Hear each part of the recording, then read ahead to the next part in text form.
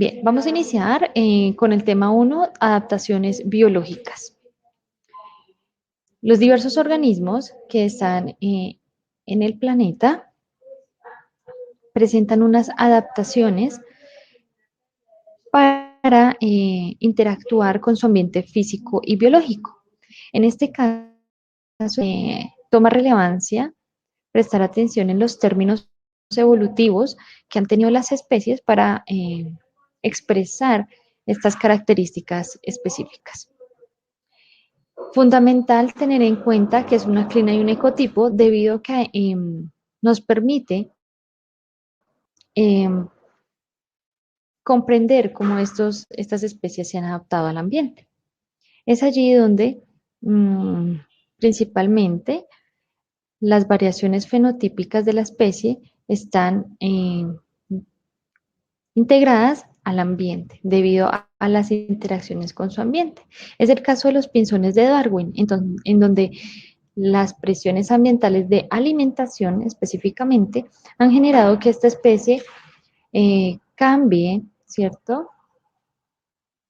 La forma de sus picos y que posteriormente pues esto genere una adaptación mejor. El ecotipo en este caso son variaciones fenotípicas que vienen de un hábitat específico. ¿Listo? Entonces esas variaciones tienen que ver con si el ecosistema presenta unas características de frío, de calor, etcétera, que pues le van a permitir al organismo primero desenvolverse en su ambiente físico y pues resistir a esas condiciones ambientales. Vamos a revisar entonces las adaptaciones de tipo morfológicas, las cuales tienen como primera característica el cambio fenotípico a partir de las presiones ambientales. En este caso, entonces, tengamos en cuenta que el genotipo es el contenido genético de las especies y que estas alelos o esas características se expresan en el fenotipo, o sea, lo que yo puedo observar. Para el caso del zorro ártico, entonces evidenciamos un cambio de,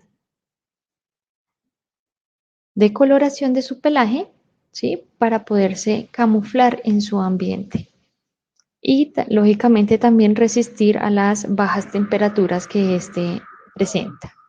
Las adaptaciones de tipo fisiológicas principalmente van a estar ancladas a una adaptación morfológica debido a que estos presentan glándulas o estructuras que le permiten generar sustancias tóxicas, ¿sí?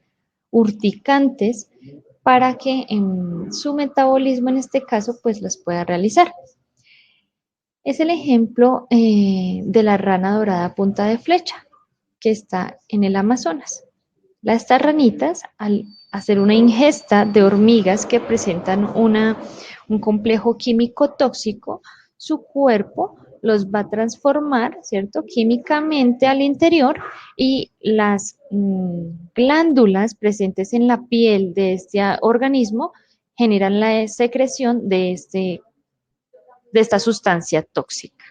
En cuanto a adaptación comportamental, eh, tenemos al pavo real como ejemplo, debido a que estas adaptaciones son, como su nombre lo indica, los comportamientos ya sea de caza, de amenaza, de emparejamiento o cortejo que presentan diversas especies. El pavo real en este caso realiza un despliegue de sus plumas, ¿sí? Y un baile específico para que la hembra se sienta atraída y lógicamente pues esté el proceso de reproducción. Hay otras adaptaciones que son bastante específicas como el camuflaje. En este sentido, el camuflaje lo presentan los organismos que se confunden con su medio natural mediante formas o pigmentos dentro de su cuerpo que le permiten una coloración críptica. ¿Qué es críptico? En este sentido es la confusión con su medio natural. Eso es lo que utilizan, por ejemplo, los del ejército. Esa ropa tiene una presentación críptica debido a que ellos con ese uniforme se camuflan bastante bien. Es el ejemplo del Noctivius grandis, es un ave nocturna que en el día parece un tronco, ¿cierto? Un pedacito de tronco al estar quietico en los árboles, ¿listo? En cuanto al mimetismo, entonces hay mimetismos de tipo mureliano y batesiano. El mimetismo, en este caso, entonces es que dos organismos tienden a ser muy parecidos uno al otro, ya sea desde su coloración o su aspecto, o en este caso, como en el mureliano, ¿cierto? Tienen un veneno o sabor no tan agradable, muy similar. Los dos presentan esta condición, o sea que de peligrosidad. En este caso hay una característica de coloración aposemática, como lo podemos ver en estas dos ranitas. Está la Dendrobates azuleirus y la Dendrobates aururatus, que las dos presentan un sabor no tan palatable o una peligrosidad inminente, ¿listo? Para el depredador. En cuanto al mimetismo matesiano, vamos a encontrar que son dos especies con aspectos muy similares, sin embargo, uno es peligroso y el otro no. ¿Listo? O sea que vamos a encontrar un modelo, como en este caso la coral, y un mimete, en este caso la coral fasa. Si apreciamos la imagen, presentan las mismas coloraciones, sino que en diferentes proporciones. En este sentido, si el depredador no es bastante observador, pues va a tender a confundirse y pues no va a atacar, porque ya sabe que la coral, la propia coral, pues presenta una peligrosidad. María dice, por favor, ¿puede repetir la diferencia entre modelo y mimete? Claro, el modelo es el organismo que presenta ya sea peligrosidad en cuanto a la excreción de su veneno, venenos, espinas, etcétera, o su sabor no es tan delicioso para el depredador, ¿listo? El modelo. Y un mimete, en este caso, es el que imita las conductas o los colores de ese organismo para generar la impresión de que este es el más peligroso. ¿Listo? Espero que haya quedado claro. Bien, ¿hasta aquí hay alguna pregunta? Bien, perfecto. Bien, tengamos en cuenta que esta grabación usted la podrá revisar cuantas veces sea necesario, ¿vale? El tema 2 es con referencia a las problemáticas ambientales, las cuales son afectaciones de la composición y la estructura natural de los niveles de la diversidad. ¿Cuáles son esos niveles? Nivel ecosistémico, nivel de especie y nivel genético, principalmente. Estas afectaciones son de tipo antrópicas. ¿Cómo así antrópicas? Pues generadas por el hombre, principalmente por estas causas, como el aumento de población humana, las perturbaciones del ecosistema, o sea, los cambios que hemos hecho en los ecosistemas, el uso de combustibles fósiles que generan muchos gases de efecto invernadero, los monocultivos, el cultivo de una sola especie y la producción extensiva de especies para consumo humano. La ganadería extensiva es uno de los ejemplos para ello. Estos efectos generan unas causas. Primero, vamos a evidenciar un aumento de gases de efecto invernadero que van a propiciar las inundaciones en unas partes del planeta y sequías en otras. ¿Listo? Como lo hemos evidenciado estos días en Colombia, ¿cierto? Que han afectado varios procesos de cultivos e inundaciones en otras partes. La acidificación de los océanos o cuerpos de agua, principalmente entonces vemos la afectación a los corales, al ecosistema coralino, uno de los más biodiversos del planeta, en donde hay un blanqueamiento del coral y que principalmente generará pues la muerte de estos organismos. Y también se van a ver afectados los moluscos o los equinodermos que presentan una coraza, un exoesqueleto de carbonato de calcio y en este caso como están ácidos, esos cuerpos se van a ablandar y posterior a ello pues va a permitir una afectación en las poblaciones de estos organismos. La deforestación en la superficie forestal, en este caso, por ejemplo, bosques y amplias extensiones de selva, pues van a permitir que no permita una buena captación de dióxido de carbono, incrementando el aumento de gases de efecto invernadero. Va a haber una pérdida del hábitat para las especies, como vemos aquí en la imagen, ¿cierto? Y se van a afectar los ciclos biogeoquímicos, principalmente los del agua, los del oxígeno, los del nitrógeno, que son fundamentales para el equilibrio de los ecosistemas y finalmente va a haber una erosión del suelo, donde pues principalmente no va a crecer ningún tipo de vegetación, se va a incrementar los deslizamientos y pues las inundaciones a su vez. Les recomiendo revisar este videíto para hacer una reflexión acerca de nuestras prácticas ambientales.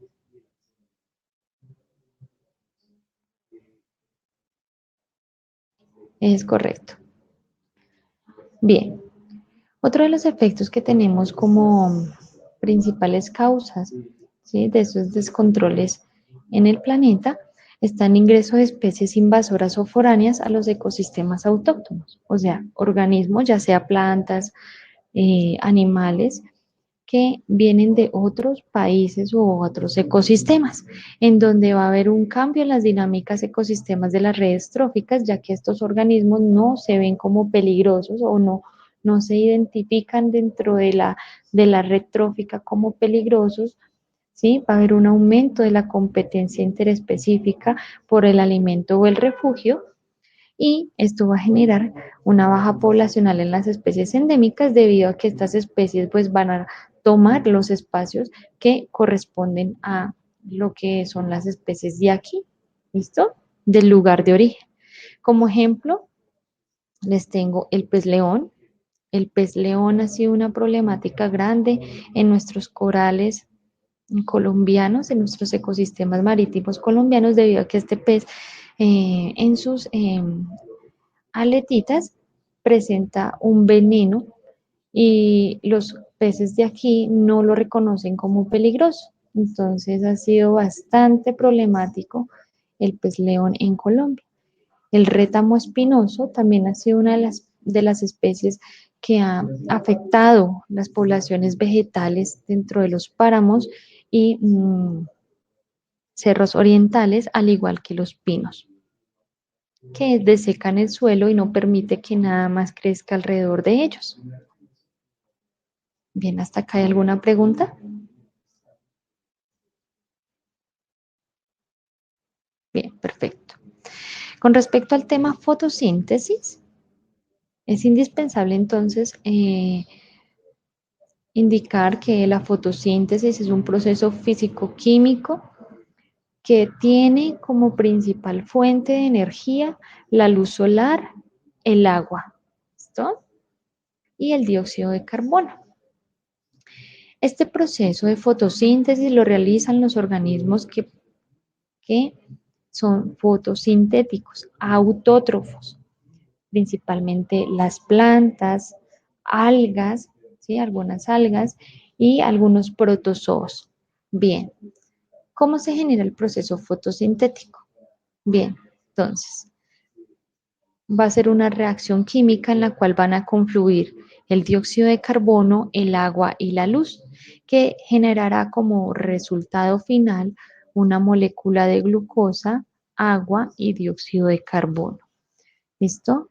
La glucosa en este caso va a ser la materia prima de alimentación de la planta, el agua y el agua y el oxígeno va a ser expulsado al medio para que nosotros, los que somos heterótrofos, podamos subsistir.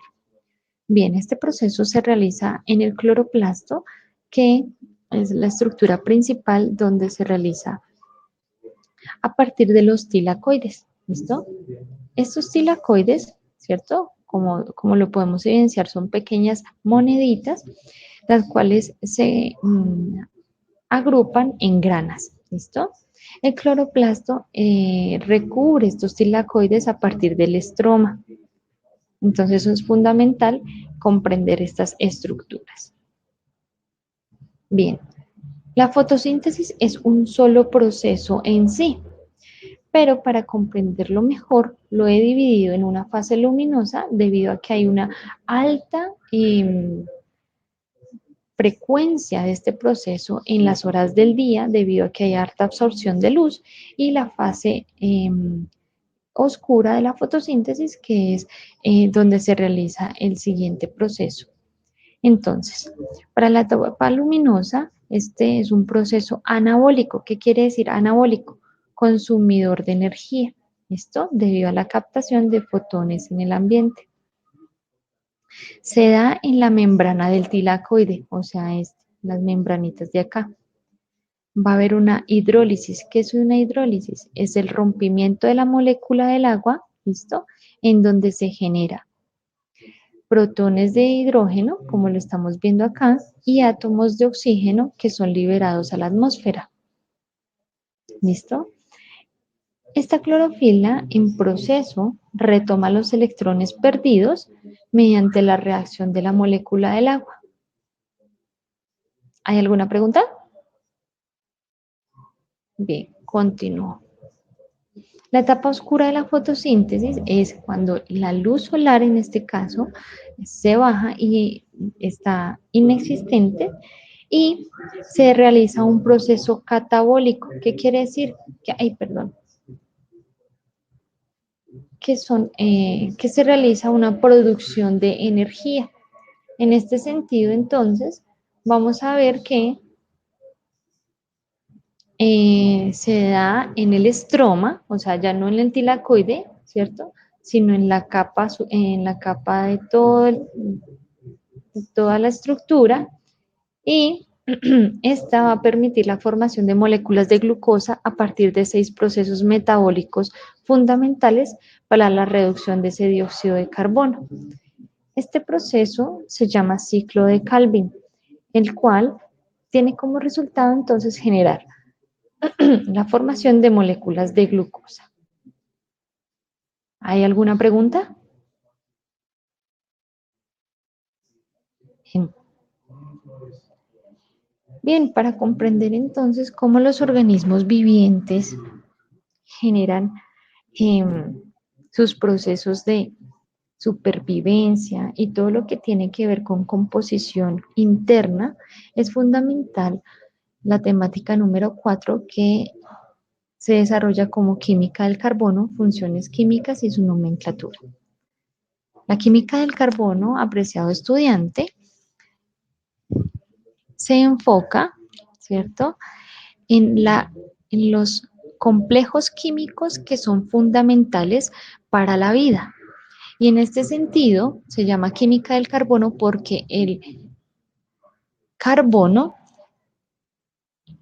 tiene una configuración electrónica que le permite constituir cadenas hasta de 50 carbonos o anillos de 5 a 6 átomos, en donde, ¿sí?, permite transformarse y generar moléculas como la glucosa, que es fundamental para nosotros en nuestros procesos diarios, ¿cierto?, de vida.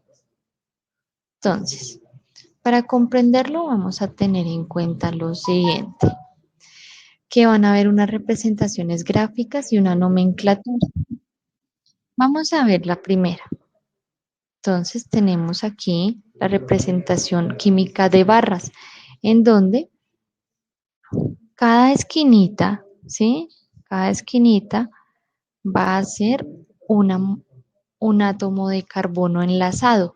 O sea, esta parte de aquí, esta línea, es el enlace, ¿Listo? Los enlaces químicos que existen.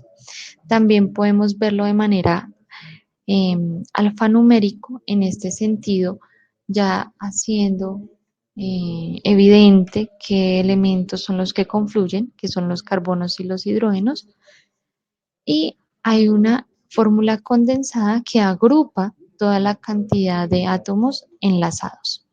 Bien, nosotros vamos a utilizar principalmente la de barras para realizar nuestro integrable. Entonces tenga en cuenta esto para que sea muy observador. Bien, primera regla importante para su nomenclatura. Vamos a evidenciar que en una estructura química debemos generar la elección de la cadena principal. La cadena principal, ¿cómo se identifica? Debe ser la más larga, ¿sí? O sea, agrupar los más, el número de carbonos más alto, ¿sí? Y debe iniciar su numeración teniendo en cuenta el grupo funcional. ¿Listo? Ya ahorita lo vamos a ver más evidente. Vamos primero, después de haber hecho lo de la cadena principal, numere los carbonos de la cadena. Si ve los numeritos que yo tengo acá, esos numeritos van a ser fundamentales para que usted le dé el nombre a esa función química. Y van a establecerse también si existe unos sustituyentes. Los sustituyentes van a ser cadenas secundarias de esa cadena principal y se van a tener muy en cuenta, por favor, las posiciones de esas cadenas sustituyentes para dar el nombre.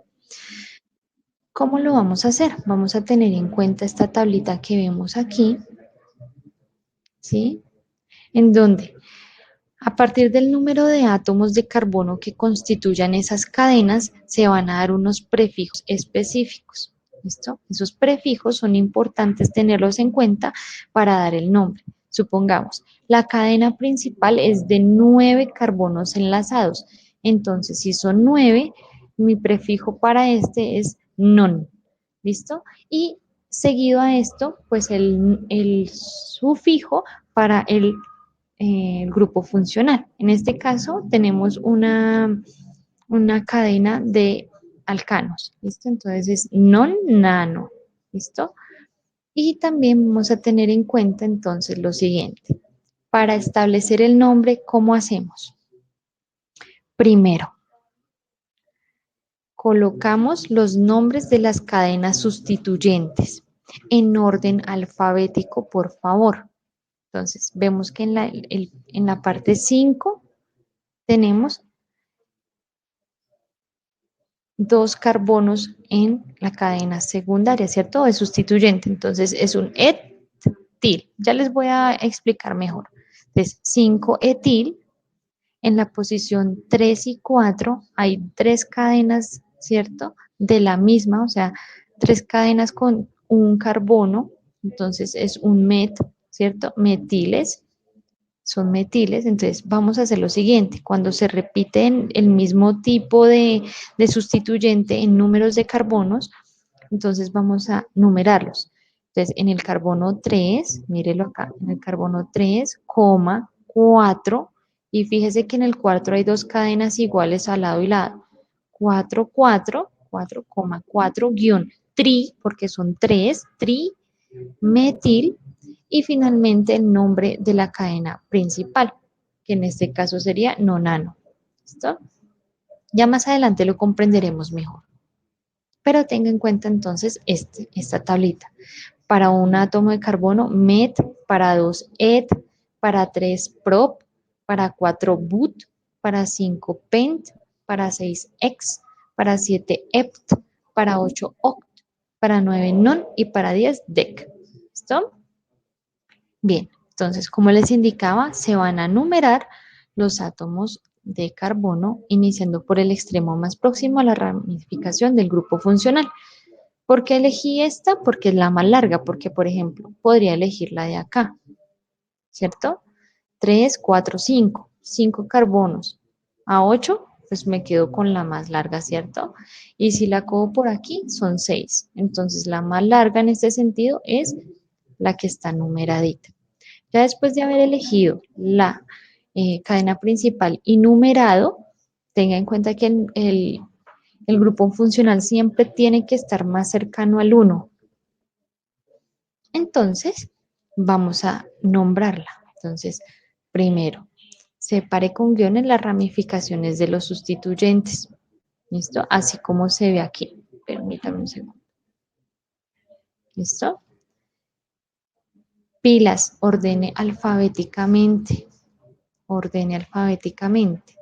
Y recuerde que se debe repetir el número de la posición si hay dos ramificaciones de la misma naturaleza. ¿Listo? Como en el ejemplo anterior. Entonces, en esta cadena que yo tengo acá es de 8, entonces octano, ¿cierto? Ya ahorita le digo por qué. Es octano y no otro nombre. En la posición número 3 tenemos un metil, 1, 2, met, y acá en la posición número 5 tengo un etil, et. ¿Listo? Tengan en cuenta esta tablita para eso. Entonces voy a iniciar. En la posición 5 hay un etil, en la posición 3 hay un metil, ¿sí? Seguido de la cadena, el nombre de la cadena principal, que es el octavo. Entonces, ¿cómo hago? Numerito, rayita, nombre, coma, numerito, rayita, nombre, coma y nombre de la cadena principal. Bien, vamos a iniciar entonces ya con estas indicaciones de nomenclatura. Vamos a iniciar con las funciones. Y la primera función es la de hidrocarburos. Estas son estructuras constituidas por átomos de carbono e hidrógeno enlazados. ¿Listo? Entonces son muy sencillas de identificar. Hay dos grupos principales, los alifáticos que se constituyen de alcanos, alquenos, alquinos y alifáticos cíclicos, que son los que vamos a desarrollar ahorita, y posterior a ello les explicaré los aromáticos que se comprenden por las estructuras bencénicas. Vamos a iniciar con los alifáticos. Estas son fáciles de identificar seguido del enlace químico que tengan. Entonces, los alcanos van a tener un enlace simple, o sea, una rayita, ¿listo? Y van a tener como sufijo ano, o sea, por ejemplo, el nombre, el prefijo de los números de la cadena y después ano, ¿listo? Si tienen doble enlace, son alquenos, eno, ¿listo? Y si son triples enlaces o tres rayitas, son alquinos. Entonces, venga a ver. Entonces, con los dedos, alcano, alqueno y alquino. Si en la estructura química usted ve una rayita, es un alcano. Si ve en alguna parte de la cadena, así, dos rayitas, es un alqueno. Y si ve en la cadena principal tres rayitas, es un alquino. ¿Listo? Cuando este es un sustituyente, ¿listo? O sea que el grupo funcional es otro, no es un hidrocarburo, va a tener como finalidad el IL. ¿Recuerdan nuestros ejemplos? Metil. ¿Por qué? Porque hace parte de una cadena secundaria. Bien, entonces acá tenemos unos ejemplitos.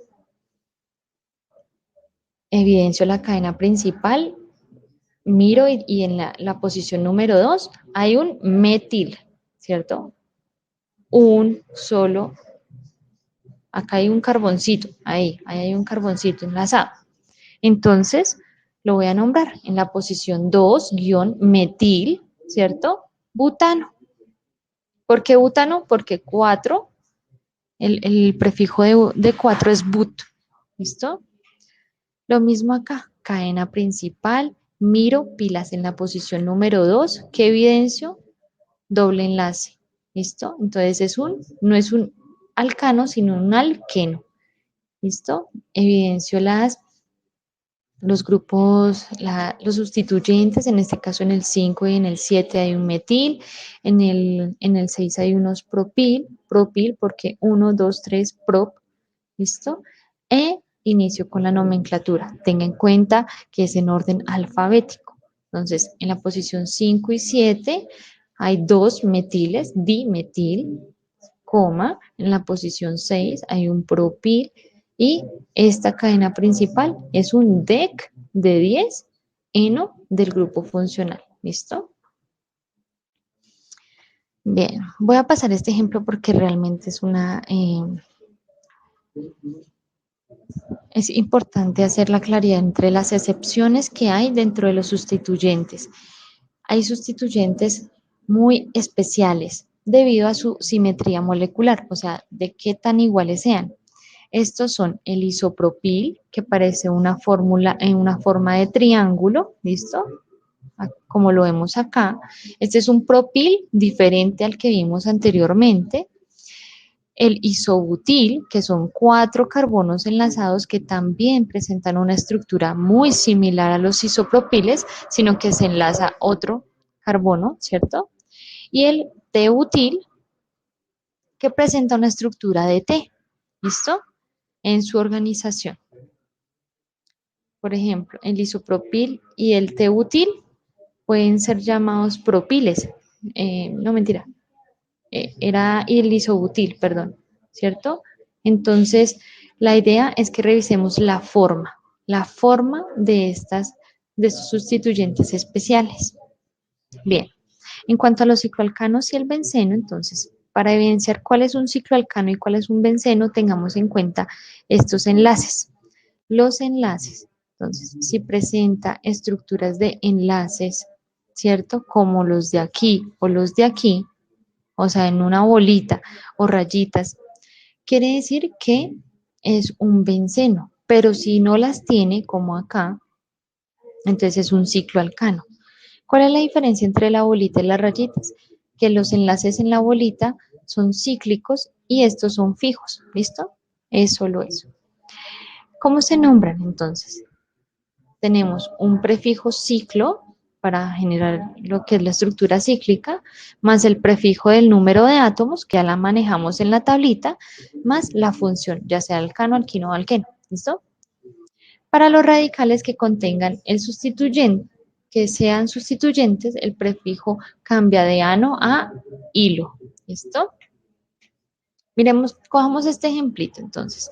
Este es un cíclico alcano, ¿cierto?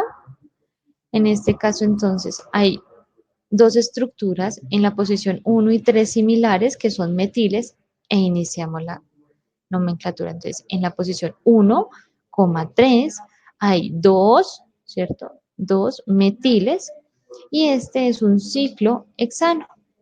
¿Listo? Ahora, para el benceno simplemente se utiliza la palabra benceno para su nomenclatura. Sin embargo, hay que tener en cuenta los sustituyentes. En este caso, entonces, vamos a nombrar primero el sustituyente y después la palabra benceno. ¿Listo?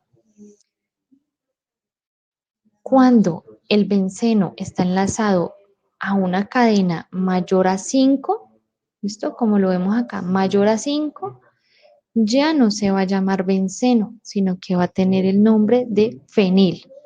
¿Listo? Bien. El sistema para también nombrar los bencenos va a tener un sistema orto-meta-para, que es muy similar y que pues también se puede utilizar. Solo se unen, solo se utiliza cuando hay 2 sustituyentes, 2 cadenas de sustituyentes. Si tiene más de 2, pues no va a servir este sistema. ¿Cómo se realiza entonces? Vemos unos prefijos. Entonces, para el sistema orto quiere decir que está uno seguido del otro. ¿Listo?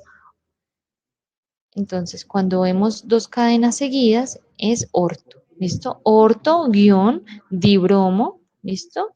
Benceno. O ya sabemos que organizamos en manera alfabética. Podemos utilizar la abreviación, que en este caso es O-dibromobenceno, o la nomenclatura que estábamos utilizando antes, que está bien hecha, ¿listo? En este caso, entonces, para el sistema meta, quiere decir que hay un carbono en el centro de las 2 cadenas sustituyentes. Se utiliza el prefijo meta y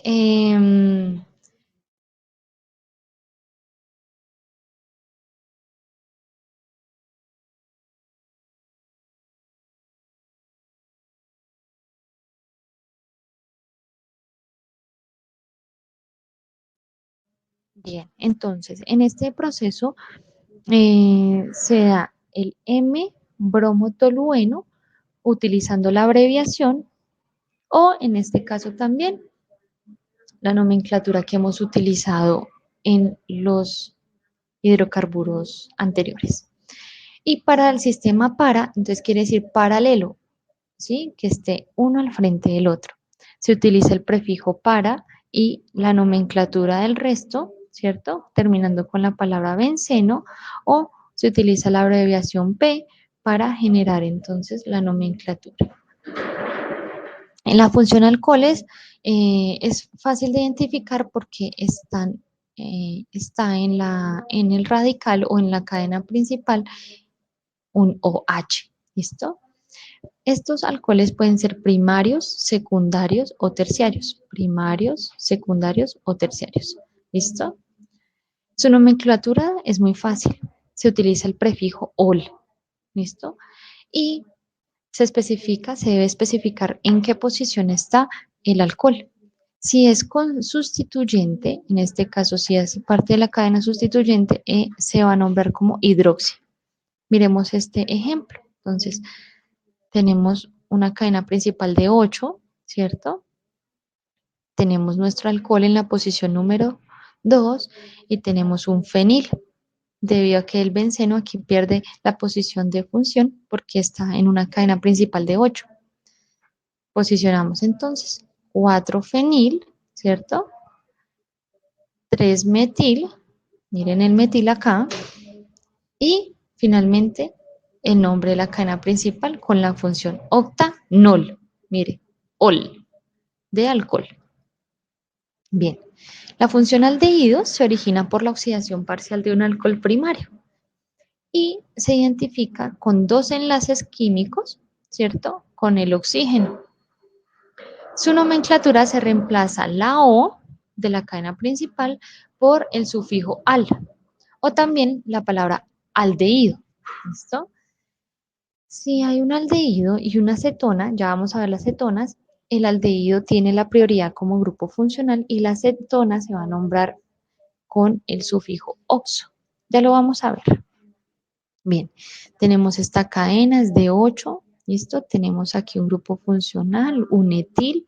Acá tenemos una estructura sustituyente especial, el isopropil y nuestro grupo funcional. Damos entonces nomenclatura. 6 etil, 4 isopropil, octa de 8 aldehído, ¿listo? También lo podemos colocar como octanaldehído. Este es el caso que les digo. Los aldehídos y las cetonas se pueden confundir fácilmente. ¿Por qué? Porque tienen doble enlace, ¿sí? De oxígeno. Entonces usted mira y, no, este es un aldehído. No, este es una cetona. ¿Por qué? ¿Cómo se diferencia? El aldehído siempre está al final de la cadena principal y la cetona en el centro. ¿Listo?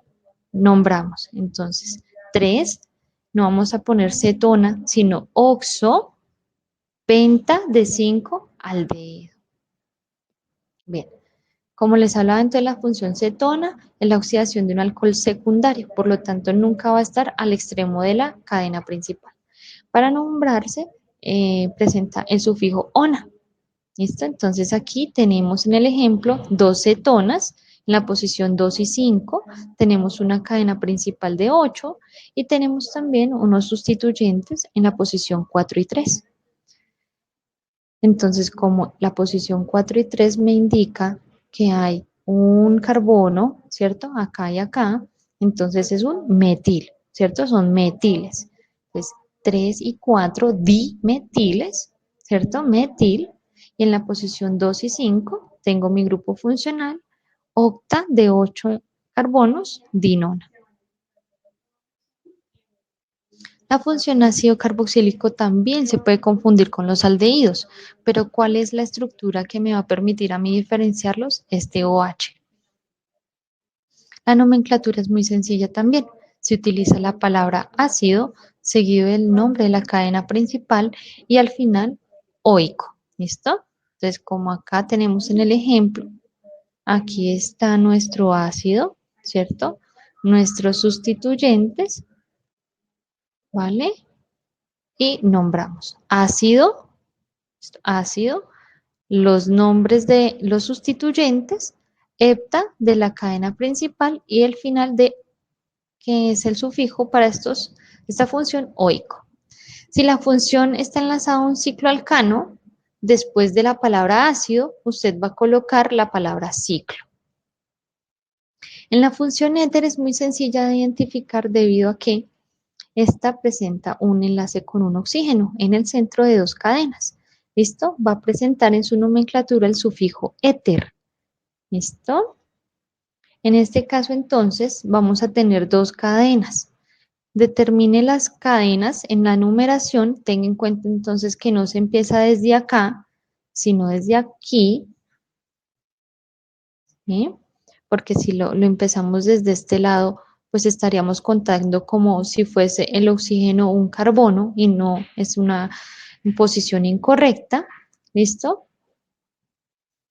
Y si hay sustituyentes, estos se van a nombrar entre unos paréntesis, ¿listo? Indicando la posición en la cual se encuentra. Para este ejemplo, entonces, elegimos la primera cadena, ¿sí? La del fenil, entonces 2 fenil, pero en este caso, entre paréntesis, propil, ¿listo? En la función éster va a ser, la adición va a ser el doble enlace que tenemos acá. Para su nomenclatura siempre, por favor, incluya el carbono que se enlaza con los oxígenos en la cadena principal, ya sea radical 1 o 2, o sea, ya sea la cadena que está a la izquierda o a la derecha. Tendrá un sufijo o ato y el radical 2 como sufijo hilo. Entonces, miremos el ejemplo. Si ven que iniciamos desde aquí a numerar, o sea, desde este carbono, ¿listo? Entonces, tengo una cadena de propil y una cadena metil. Propano, ato, hilo, ¿listo? Metilo. Las aminas, entonces, su nomenclatura será amina, ¿listo? Fácilmente los podemos identificar. ¿Por qué? Porque hay una N, N2 o NH3, H2, perdón, que lo podemos identificar, ¿listo? ¿Cómo hacemos? Ya no vamos a nombrar las cadenas sustituyentes como lo hacíamos antes, sino que vamos a colocar una N mayúscula, ¿sí? Seguido del nombre de la cadena sustituyente. En este caso es dietil, ¿sí? Dos etiles, mira, dos, uno, dos, ¿cierto? Hexa, aquí hay un 6, sino que se cortó en la imagen, amina, ¿listo? Para los ciclos lo mismo, entonces ciclo, siempre la palabra ciclo para indicar la estructura cíclica, hexa porque son 6, mire, uno, 2, 3, 4, 5, 6 carbonos y la palabra amina. La función amida, entonces en este caso, va a ser reconocida por esta estructura. Debe incluir en la numeración el carbono que se enlaza acá. ¿Listo? Y su nomenclatura va a ser nombre de la cadena más la palabra amida. ¿Listo? En este caso 8, entonces octaamida. Si hay cadenas sustituyentes, simplemente los nombra antes de este nombre general. Ay, perdón. Si hay sustituyentes, entonces la N, como lo hacíamos en la mina, ¿listo? Y la cadena principal. Entonces, N-etil, N-propil, 2 y 3, ¿listo? Metilbutanoamida, ¿listo? Y si es en ciclos, entonces nombres del ciclo, entonces ciclo, mire, ciclo, hexano, porque son de 6, carboxilamina. En la función nitrilo es muy fácil identificarlo porque hay un nitrógeno que tiene 3 enlaces, ¿sí? Entonces, la función nitrilo se da mediante una deshidratación de una amida y por la sustitución de un hidrógeno. Entonces, la nomenclatura es muy sencilla, simplemente tiene el sufijo de nitrilo. Simplemente entonces, nombramos la cadena principal, los sustituyentes y al final colocamos la palabra nitrilo. ¿Listo? Siempre la palabra nitrilo al final. Cuando el nitrilo es sustituyente, se emplea la palabra ciano. Mire, ¿cómo se identifica? Así. Ácido, bromo, ¿sí ve? En la posición 5, el nitrilo ya no es función, sino sustituyente, entonces ciano. ¿Listo?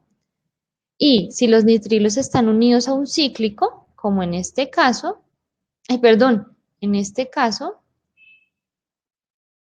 se llevará el sufijo carbonitrilo. Bien, ahora vamos, ya entendemos cuáles son las funciones químicas orgánicas. Esas funciones químicas a su vez van a generar unas moléculas importantes, como las biomoléculas orgánicas, que van a permitir la vida en los organismos. Vamos a encontrarlas de tipo glúcidos, como la glucosa, el glucógeno, el almidón, ¿listo? En este caso, todas las harinitas que nosotros consumimos o los dulces, ¿listo? Todo lo dulce, lo de harina. Los lípidos, como los ácidos grasos, los triglicéridos, el colesterol, los fosfolípidos, en este caso las grasitas. Proteínas, como las enzimas, las hormonas, las hemoglobinas, todo lo de origen animal, ¿listo? Y los ácidos nucleicos que están al interior de nuestra célula, como el ADN y el ARN. Esto se presenta mediante procesos metabólicos de cadenas de reacciones químicas. Estas son cadenas de reacciones químicas que presentan dos procesos fundamentales. Los catabólicos, en donde se degradan sustancias para hacerlas más simples. O sea, de una sustancia amplia, grande, compleja, se divide en unas más simples. Y la sustancia anabólica es al contrario. De una molécula, ¿cierto? Se produce, de una molécula simple se produce otra más compleja. Lo vamos a ver acá. En la ruta metabólica, catabólica, son reacciones de degradación oxidativa que se obtienen energía y poder reductor. ¿Listo? En donde esos compuestos químicos simples van a generar moléculas más complejas. Y en la ruta anabólica vamos a ver reacciones de síntesis, o sea, de agrupamiento, en donde se obtienen compuestos químicos a partir de elementos de sustancias más simples. Entonces, acá, los compuestos químicos complejos se realizan a través de las sustancias simples y acá, de las sustancias simples se generan otras compuestas. Las rutas metabólicas anfióticas van a ser rutas mixtas, en donde van a haber catabolismo y anabolismo. Esas rutas anfióticas, una de las más conocidas va a ser la ruta del ciclo de Krebs. Bien, para nuestro entregable, entonces vamos a tener las biomoléculas de carbohidratos, lípidos y proteínas como biomoléculas principales y vamos a integrar las vitaminas también como orgánicas. Pilas no son biomoléculas, pero son fundamentales para el organismo. Los carbohidratos, entonces, como lo tenemos, son reservas de energía, ¿listo? Y son las que primero se van a consumir en los procesos de alimentación. ¿Cuáles son los carbohidratos? Las harinas, los dulces, ¿listo? En los lípidos va a ser almacenamiento de energía. Todo lo que tiene que ver con tejido adiposo, esos son lípidos. Y en los alimentos, ¿dónde está? En las mantequillas, ¿cierto? En los aceites, en los gorditos de la carne. Y las proteínas van a ser constructores de tejidos, nos va a permitir mantener nuestro cuerpo equilibrado en cuanto a calidad de músculo, ¿cierto? Buena musculatura, fortaleza en nuestros huesos y órganos internos. Todo lo de origen animal. Y de manera externa encontramos las vitaminas que son de tipo orgánicas, ¿listo? Algunas son solubles en grasa o en agua, y esta condición de solubilidad va a generar que se almacenen, entonces las solubles en grasa se almacenan y las de agua no se almacenan, ¿listo? Pero hay que tenerlas en frecuente consumo. Y los complejos inorgánicos o las sustancias inorgánicas de los alimentos son o están dadas por los minerales. ¿Cómo los identifico? Pues son los elementos químicos básicos, ¿listo? Que van a ser evidenciados cuando usted haga la búsqueda de todas estas biomoléculas o sustancias orgánicas e inorgánicas. Hay minerales necesarios en cantidades necesarias constantes y hay otras que se requieren muy poco. Sin embargo, es importante que todas estas biomoléculas y estas sustancias contribuyan a estimular primero el sistema inmune, el crecimiento y el buen funcionamiento de nuestro cuerpo. Principalmente este se da a partir del proceso de alimentación, de la ingesta de alimento, el cual presenta un estado de nutrición debido a la absorción de esos nutrientes, ya sean macronutrientes, vitaminas o minerales, como los acabamos de mostrar en la tablita.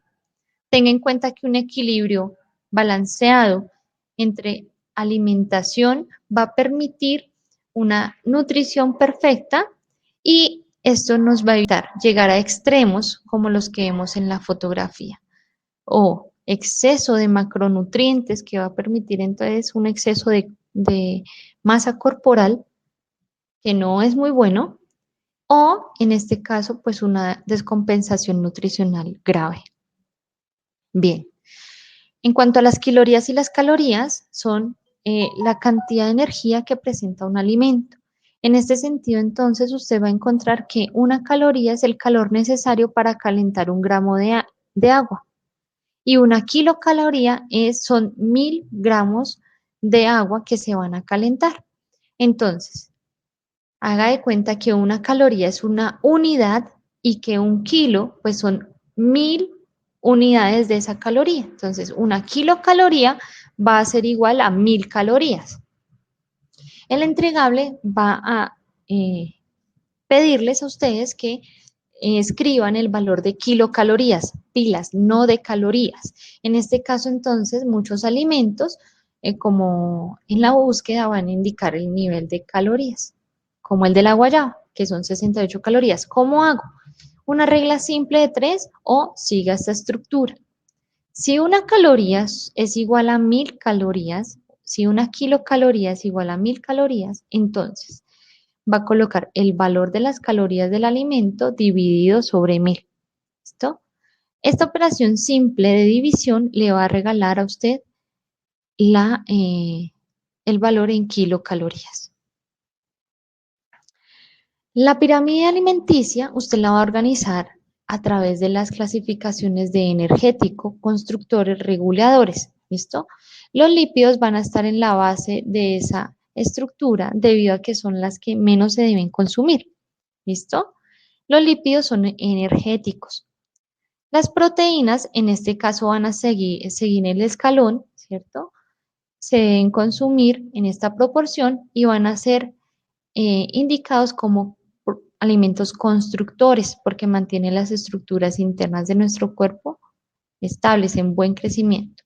Las vitaminas y los minerales van a ser los reguladores, pilas, reguladores. Porque reguladores van a regular nuestro proceso digestivo y van a nos va a permitir tener un buen funcionamiento a nivel digestivo. Los carbohidratos, ¿cierto? La base de nuestra pirámide van a ser todas las harinas, todos los azúcares, bueno, en fin.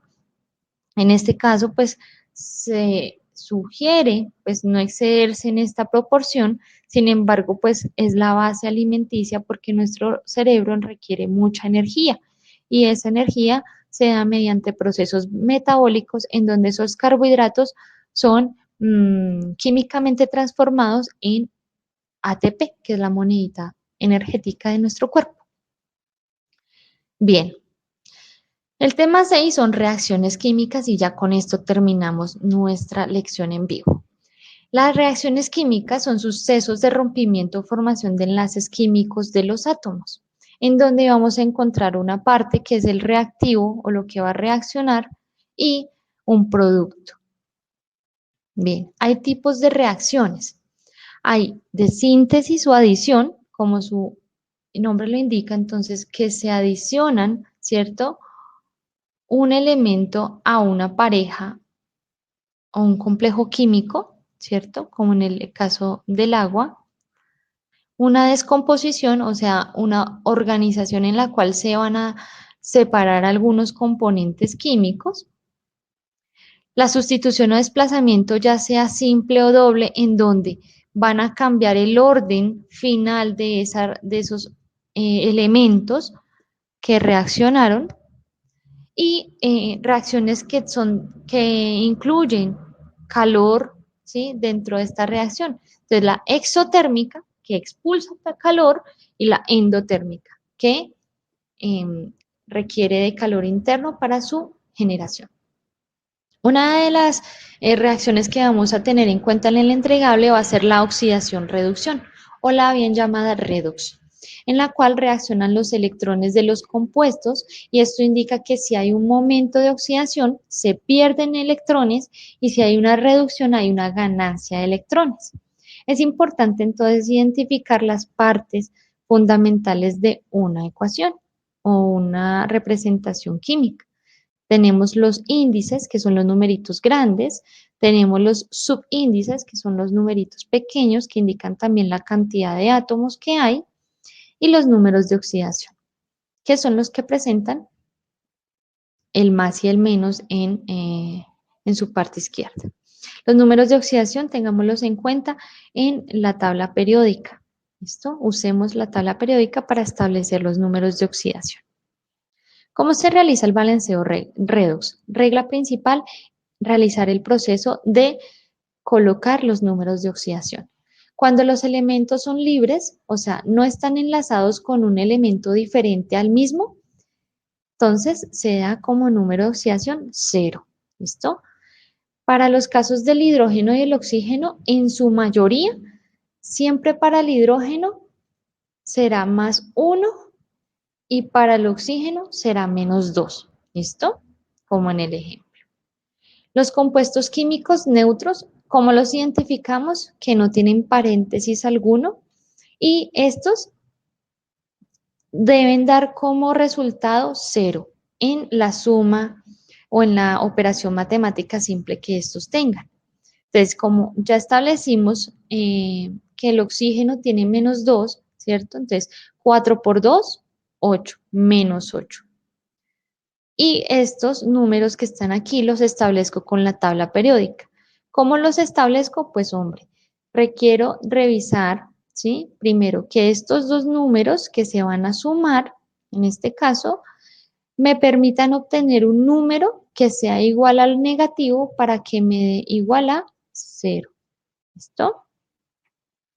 En los compuestos poliatómicos, el resultado debe ser igual a la carga del ion, ya no igual a 0, como en este caso. ¿Cómo los identifico? Tienen un paréntesis. Y primero debe establecer el número de oxidación de los que están afuera, de los elementos químicos que están afuera. El sodio en este caso tiene más 1 de oxidación. 2 por 1, 2. 2 positivo, ¿listo? Y afuera, pues necesito equilibrarlo para que me dé igual a 0. Entonces, un número que restado o sumado me dé igual a 0, pues menos 2. Ese número va a ser el número del ion. ¿Listo? Y esto, el número del ion, es lo que yo necesito que me dé en el paréntesis. Establezco los números de oxidación, entonces para oxígeno menos 2, entonces 4 por 2, 8, menos 8, ¿listo? Y voy a requerir del número, ¿cierto? Que está acompañando el azufre, que me permita obtener menos 2 como resultado. En este caso es 6. Bien, yo les puse entonces en el entregable un ejercicio de reducción-oxidación. Lo primero que usted debe hacer entonces es identificar números de oxidación. ¿Listo? Números de oxidación. Segundo, entonces, lo que vamos a hacer es los índices, ¿sí? Vamos a colocar los subíndices, perdón, los vamos a colocar como si fueran índices, ¿listo? Miren, ¿listo? Los vamos a dar grandecitos y después vamos a hacer una comparación de los estados de oxidación, de los números de oxidación, tanto en la parte que va a reaccionar como en la parte resultante, en donde los números de oxidación diferentes son los que se van a agrupar. ¿Cómo los hacemos? Entonces, como en este lado solo hay uno del mismo tipo, entonces lo que vamos a hacer es repetir esa información. ¿Listo? Tenemos aquí la posición del -1 y del +5, que son los niveles de oxidación que tenemos, ¿cierto? Como parejas diferentes. Y vamos a equilibrar primero el número de átomos. Este número que está acá, este 2, me equilibra los dos átomos que esta molécula presenta. ¿Listo? Queda equilibrado la masa. Y ahora vamos a equilibrar la energía. ¿Cómo la equilibro? Pues teniendo en cuenta que cuánto le hace falta a 2 por 1, 2, a -2, ¿sí? Para que se neutralice 2 electrones, ¿cierto? Y acá 5 por 2, 10, ¿cierto? Más 10. Entonces necesito, para llegar a cero, ¿cuánto necesito? 10 electrones. ¿Listo? Vamos a equilibrar, que todo sea igual. Estos numeritos de 2 electrones y 10 que han sido el equilibrio de la energía dentro de esas parejitas, las vamos a colocar intercalados en las parejas. Entonces, este 2 va a pasar aquí y este 10 va a pasar a la parejita de arriba. ¿Listo? Tenga en cuenta el paréntesis o los corchetes para que no se confundan. ¿Y qué vamos a hacer después? Vamos a hacer una multiplicación simple. Entonces, 10 por 2, ¿cuánto es? 20. Mírelo acá. 10 por 1, 10. 10 por 2, 20. ¿Listo? Ahora vamos con el de abajo. 2 por 1, 2. 2 por 2, 4. Y 2 por 10, 20. Tengamos en cuenta también la flechita, las flechitas, por favor. ¿Sí? Esto nos va a permitir entonces organizar ya los resultados de este proceso. Como este cloro se dividió, ¿cierto? O sea, se duplicó. Entonces, ¿qué es lo que vamos a hacer? Pues realizar una suma simple porque estos dos valores deben ser para uno solo, para este cloro. ¿Listo? Entonces, 10 más 2, 12 cloros, como lo vemos acá. Seguido de la flechita, ¿cierto? Y vamos a organizar, listo, el resultado del cloro de -1. Entonces, el cloro de -1 obtuvo 20 cloros. Y el resultado del otro cloro fueron 4. Cancelamos los números iguales de electrones de valencia, ¿listo? Si estos valores quedaron diferentes, algo falló en estas operaciones que hicimos al principio. Esa es una de las indicaciones. Y vamos a posicionar lo que nos ha dado nuestra respuesta de balanceo. En este caso, pilas, el número resultado es 12. Como es 12, debo ser muy cuidadosa con los subíndices, porque esos subíndices y los índices multiplican la cantidad de átomos que hay. Entonces, si yo coloco acá 12,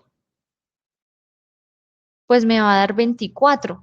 No me sirve. Entonces, requiero de poner un número que multiplicado por 2 me dé 12. Entonces, en este caso fue 6. 6 por 2, 12. ¿Listo? 20 de cloro, pilas, acá la posición de este 20, tiene que ir acá al frente para que me afecte todo. No puedo colocar números en medio de las estructuras químicas ya establecidas. ¿Listo? Entonces 20 y 4 para el otro cloro. Entonces, de nuevo, se coloca al frente de todo el complejo químico que tenemos. Listo. Ya cuando hacemos eso, se realiza un balanceo, pero ya normal, de tanteo, para mirar la cantidad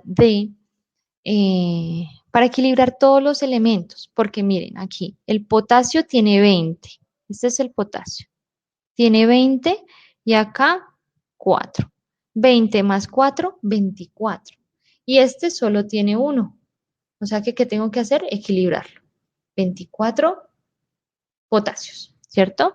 Pero pilas, acá se duplicó también los números de oxígeno y de hidrógeno. Por lo menos aquí el oxígeno 4 por 3, 12. Acá tengo en oxígeno tengo 12. Entonces, ¿qué debo hacer? Pues equilibrarlo porque 12 más 1, 13, ¿cierto? No es suficiente. Entonces, ¿qué hago? Pues coloco acá el número 12 para establecer ese equilibrio. Bien, chicos, muchas gracias por su atención. Esta grabación quedará a disposición de ustedes después de 24 horas. Muy amables, si tienen alguna pregunta, no duden en contactarme. Que estén muy bien, gracias por su asistencia. Hasta luego.